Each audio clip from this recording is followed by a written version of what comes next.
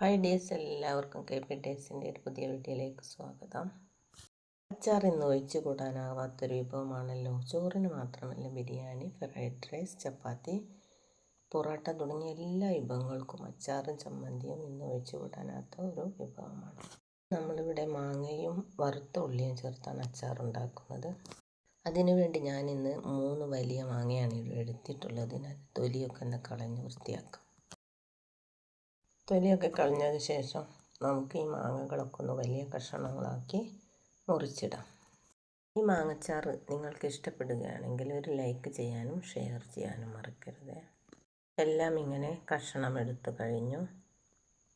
ഓരോ കഷ്ണങ്ങളും നടുഭാഗം ഒന്നുകൂടി മുറിച്ചതിന് ശേഷം നമുക്കതൊരു പാത്രത്തിലേക്ക് മാറ്റാം. ഉപ്പ് ആവശ്യത്തിന് ചേർക്കാം. കൂടാതെ നമുക്ക് ഒരു വലിയ സ്പൂൺ പഞ്ചസാര ഇതിൻ്റെ മുകളിലേക്ക് ഇങ്ങനെ വിതറാം. പഞ്ചസാരയും ഉപ്പും ഒക്കെ നമുക്ക് ഇങ്ങനെ ഒന്ന് കുഴച്ച് ഒരു അരമണിക്കൂർ റെസ്റ്റ് എടുക്കാൻ വെക്കേണ്ടതുണ്ട്.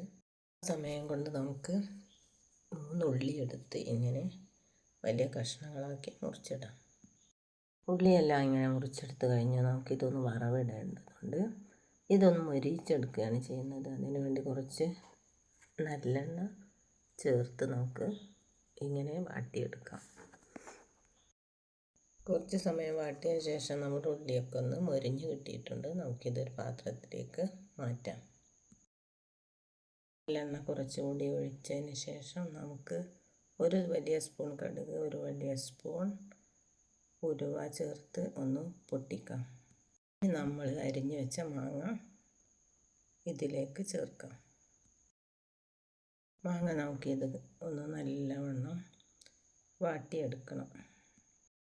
കൂടാതെ നമുക്കിതിലേക്ക് കുറച്ച് ഇൻഗ്രീഡിയൻസ് ചേർക്കേണ്ടതുണ്ട്. നമ്മൾ 1 സ്പൂൺ മഞ്ഞൾപ്പൊടി ചേർത്തിട്ടുണ്ട്. 4 പച്ചമുളക് കീറിയതും ചേർത്ത് ഒന്നുകൂടെ വഴറ്റാം. അത് നമുക്കിതിലേക്ക് 1/2 കപ്പ് വെളുത്തുള്ളി ചേർക്കുന്നുണ്ട്. അത് ഇതിൻ്റെ കൂടെ ഒന്ന് ഇളക്കി യോജിപ്പിക്കാം. അടുത്തതായി നമുക്കിതിലേക്ക് അച്ചാർ പൊടി ചേർക്കാം. ഞാനിവിടെ ഒരു വലിയ സ്പൂണ് അച്ചാർ പൊടിയാണ് ചേർക്കുന്നത്. അതുകൂടി നമുക്ക് ഇളക്കി ഒന്ന് യോജിപ്പിച്ചെടുക്കാം. അടുത്തതായി നമുക്കിതിലേക്ക് നമ്മൾ വറുത്ത് വെച്ച ഉള്ളിയില്ലേ, അത് അപ്പാടെ തന്നെ ഇതിലേക്ക് ചേർക്കാം.